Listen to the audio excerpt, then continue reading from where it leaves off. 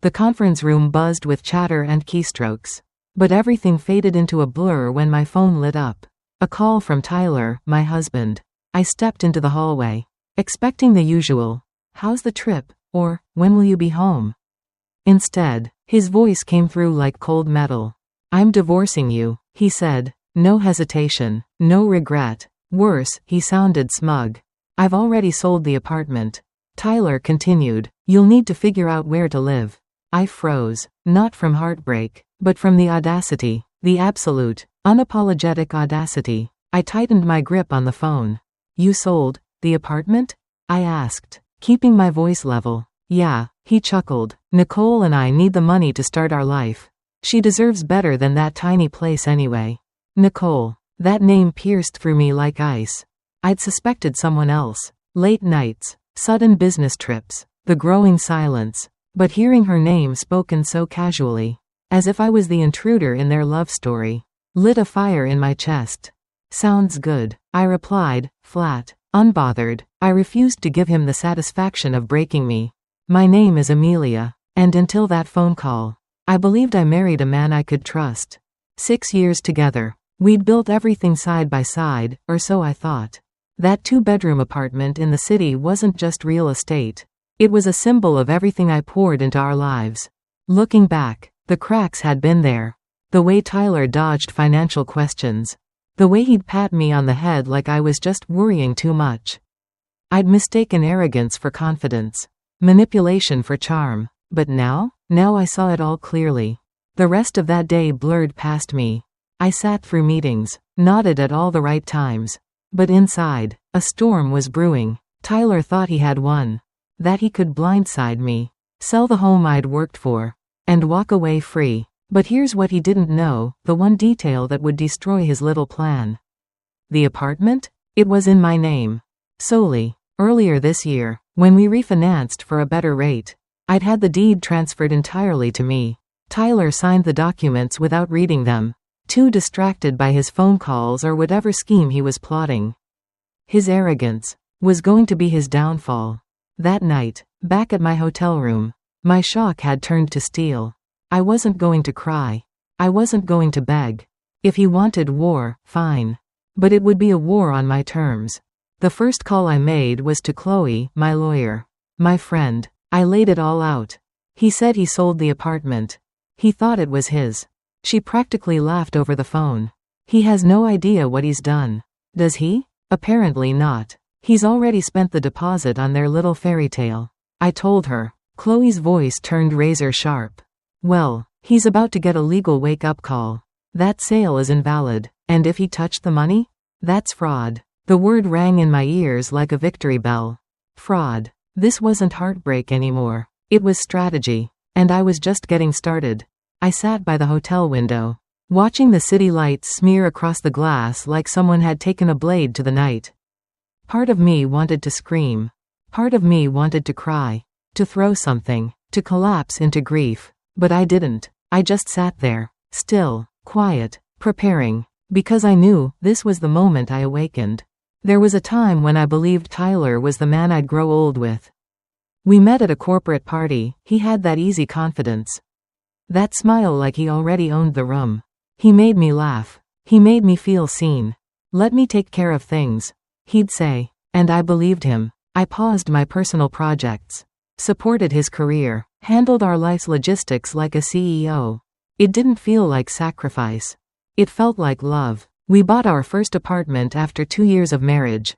It wasn't huge or flashy. But it was ours. I decorated every corner. Chose every curtain. Lit candles he never noticed. He only needed a place to put his gaming setup. I thought that was just marriage, compromise. But now I see. It wasn't compromise. It was erasure. Tyler's so-called confidence. It wasn't strength. It was the smug assurance that I'd never leave. So when he met Nicole, naive, wide-eyed, younger, he didn't think twice about trading me out like a phone upgrade. He didn't want a partner. He wanted someone to orbit around him. I looked at my phone. Chloe had just sent the official cease and desist letter. The buyer of the apartment was furious.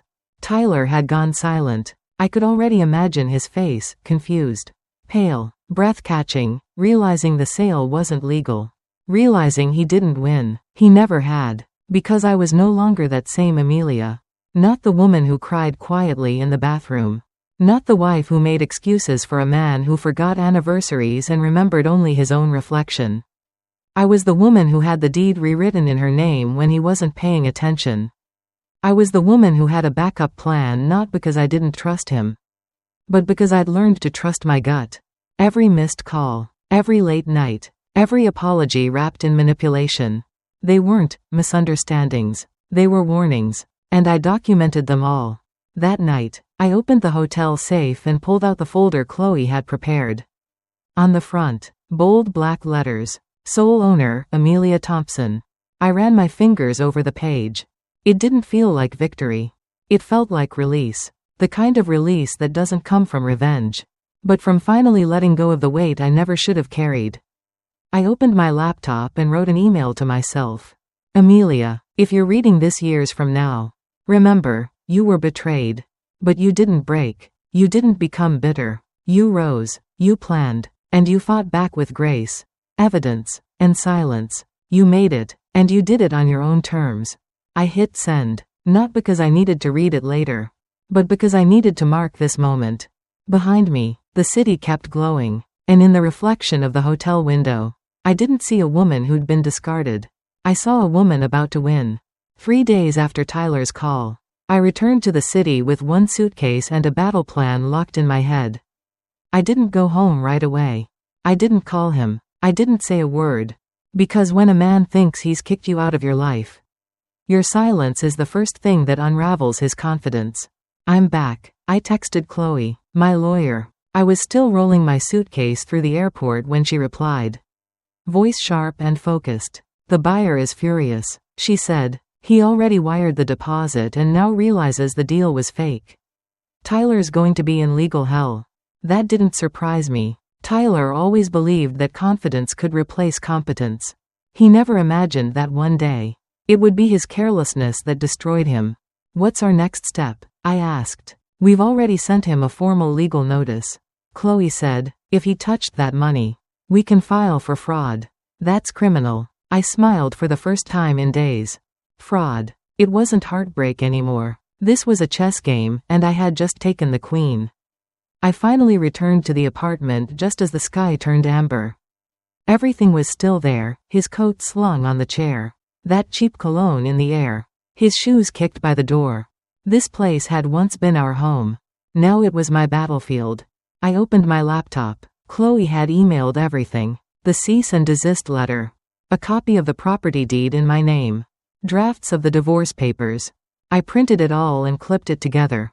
Not for drama. For documentation. This time, I wasn't bringing home pain. I was bringing proof. The next morning, I walked through the apartment room by room, collecting what was mine. My laptop. My investment portfolio. The second phone I used to record and store evidence for months. Yes, months. Because I didn't wait for betrayal to gather facts. I started when my intuition whispered, something is wrong. Screenshots. Bank alerts. Calendar inconsistencies. Text messages from N. I kept them all, not to expose him, but to be ready when he exposed himself. That night, Tyler called. 6 missed calls. 3 texts. We need to talk. Why are you ignoring me? Don't make this ugly. Amelia. He thought this was where the fight started. It had started long ago, he just didn't know he was losing. I emailed him the legal notice. Attached the property deed. No explanation. No emojis. No subject line. A few minutes later, my phone lit up again. Tyler, do not answer. I didn't. The next morning, I sat on the balcony with my coffee. No screaming. No breakdown. Just silence. Because women like me? We don't scream. We execute. That afternoon, Chloe and I met in her office. She slid the divorce papers across the desk. No noise. No drama, she said. We hit him with evidence. Precision. And law. I nodded. Not because I was calm, but because my emotions were no longer his to manipulate. As we reviewed the paperwork, Chloe leaned in and said, you know what guys like Tyler fear the most? Not heartbreak. Not divorce. They fear a smart woman exposing them without raising her voice. I smiled. Then let's give him exactly that. That evening, the door opened with a familiar click. But it wasn't me. It was Tyler. And Nicole. I was sitting at the dining table. Laptop open. A warm light spilling over a folder in the center of the table. Inside that folder? The divorce papers. The property deed. The truth. Nicole walked in first, heels clicking confidently. She looked around with the smile of someone touring their new luxury home. "So this is where we'll be staying?" she asked. Her voice sugar slicked. I stood slowly. My pulse quickened, but my voice was calm, razor sharp. "No, this is where Tyler used to live. You? You were never invited." Nicole stopped mid-step. Tyler's brows furrowed. "What is this, Amelia? Are you trying to be difficult?" I didn't reply. I simply slid a document from the folder and placed it gently on the table in front of him. "Ownership deed, solely under my name. You signed this when we refinanced," I said coolly. "Maybe you didn't bother reading it." Like always. Nicole blinked. What is she talking about? She's saying, I stepped forward, that Tyler tried to sell a property he doesn't own. And that's not just shady, it's illegal. Tyler's face darkened, but Nicole, she began to pale. "Wait, what about the deposit?" she asked. "That's the funny part," I smiled. "The buyer has already pulled out. And if Tyler kept the deposit, that's fraud." Nicole turned to Tyler, her voice rising. "You told me it was sold. That we'd be moving in. Where's the money, Tyler?" "Babe, just calm down. I can fix this." "Don't, babe, me." Her hand tightened on her designer bag. Her composure cracked like glass under pressure. I stood still, calm, in control. "You both thought I'd fall apart," I said. "That I'd cry, beg, plead, but you were wrong. I didn't break. I planned." Nicole stormed to the door but turned back one last time. "You lied to me, Tyler. You said she was the crazy one. You said this place was yours." He reached out, but she was already gone. The door slammed shut behind her. Now, only Tyler and I remained. He stood in the middle of the room, suddenly smaller. "Amelia, I know I messed up. But we can fix this. You don't have to go this far." I walked over and placed the divorce papers in front of him. "This is everything you need to sign. No negotiations, no leverage, no more lies." He stared at them, wide-eyed. "You're really going to throw away 6 years like this?" I smiled, not out of malice, but because I finally felt nothing for this man. "You threw it away the moment you picked up the phone, laughed, and told me to find a new place to live." Tyler sank into the chair, defeated. This can't be it." "Oh, it is," I said gently. "I'm not kicking you out. You already left the day you decided I was disposable. I'm just locking the door behind you." The apartment, the one we built together, was no longer a battlefield. It was proof of survival. Proof that I could lose everything and still come back stronger. And now, standing in the same space where he thought he'd broken me, I looked Tyler in the eye and said, "Get out." The door clicked shut behind Tyler. And just like that, a chapter of my life ended. No yelling, no plates crashing, no dramatic breakdown, just me, and the silence, my silence. And for the first time in years, I could hear my own breath. I didn't blast music. I didn't pour a drink. I walked around the apartment slowly, step by step. His suit jacket still draped over the chair, I folded it. Packed it. His framed photos, removed. Placed face down in a box. I didn't destroy anything. I let it go. Because real power isn't in breaking things. It's in knowing you don't have to anymore. That evening, Lauren, my best friend, showed up with 2 boxes of pasta and a bottle of red wine. "So, he's gone?" I nodded. No begging, no tears, just empty. She raised her glass. "Well then, cheers to the most beautiful kind of empty, the kind without him." We laughed. It wasn't forced. For the first time in weeks, I meant it. The days that followed were a ritual of cleansing. I didn't just clean the apartment. I reclaimed it. I replaced the couch he never shared. Swapped his loud movie posters for soft, abstract prints I'd saved in an online cart for months. The space began to reflect something new, me. I wasn't redesigning a home. I was redefining my existence. Chloe called. "He signed," she said, voice even and calm. No drama, no attempt to fight, I think he knows better now. I didn't jump for joy. I didn't cry. I simply closed my eyes and let the weight lift. He didn't destroy me. He didn't even get close. I had fought. I had stayed kind. And still, I won. One afternoon, I found an old photo of us in a drawer. Early days. Smiling. Hopeful. Arms around each other like we had the world. I looked into my own eyes, so bright. So trusting. I didn't rip the photo. Didn't burn it. I placed it in an envelope and tucked it away. Not because I wanted to keep it, but because I was ready to close the drawer. One quiet Saturday, I curled up by the window, a cup of tea in hand, watching the city lights flicker across the skyline. And for the first time, I wasn't thinking about him. I wasn't replaying the betrayal. I wasn't wondering what I could have done differently. I was asking myself something new. What kind of life do I want to live now? Every morning after that, I wrote 3 things in a notebook. One thing I was grateful for. One lesson I learned. One thing I'd do that day just for me. Not to heal all at once, but to welcome myself back, piece by piece. Tyler texted, of course. Apologies half-formed. Accusations thinly veiled as regret. You're making this harder than it has to be. Can we at least talk once more? You're ruining me, Amelia. I didn't reply. Not out of cruelty. Out of peace. Because silence, now, wasn't weakness. It was my boundary. Lauren texted too. Girl, your glow-up is real. Single life suits you. Actually, scratch that. Freedom suits you. She was right. I hadn't just left a bad marriage. I'd returned to the woman I was meant to be. The apartment was no longer filled with ghosts. It was filled with light.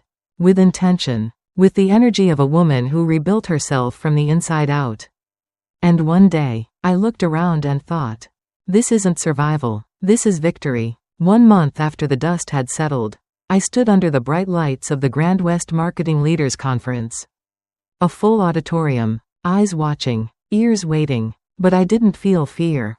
I felt clarity. I was betrayed, I said into the mic, my voice calm and steady. But not because I was weak. I was betrayed because I was brilliant. And there are people who can't stand to see a woman shine brighter than they ever will. A wave of applause. I paused, letting the silence absorb it. I'm not here to tell you a tragedy. I'm here to tell you that surviving isn't enough. You need to rise, reclaim, and rebuild something stronger than what they tried to destroy. And I had. After the divorce, I didn't just keep the apartment. I launched my own firm. Marketing, strategy, messaging. My first client? A major partner Tyler had once tried to poach behind my back. The irony? They came to me because of me. I rented the unit below my apartment and turned it into my first office. No investors, no handouts, just my laptop, my skills, and something far more powerful than capital. Conviction. Each morning, I walked down the stairs not to run from the past, but to walk through it and own it. Nicole? I don't know where she is. Tyler? Rumor has it he lost his executive seat. Word got around about the incident. Not because I exposed him. Because truth travels, especially when it walks with dignity. One evening, I came home and stood in the middle of the living room. My space, my peace, my rules. I made hot cocoa, turned on soft jazz, watched the city twinkle like it was winking at me. I didn't feel like a woman who had barely made it. I felt like a woman who had remade herself from the ashes of someone else's mistake. Lauren dropped by the next day. She looked around the transformed apartment and grinned. This place? It's a whole vibe now. I raised my cup. It's not about the space. It's about knowing I was always worthy of it. She raised hers too. And the fact that you built it back by hand. That weekend, I wrote a letter to my past self, the girl who cried in hotel rooms and questioned her worth.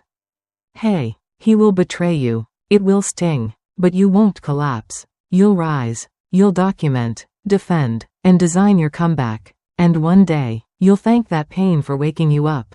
Because you'll become unshakable. I folded the letter and tucked it away.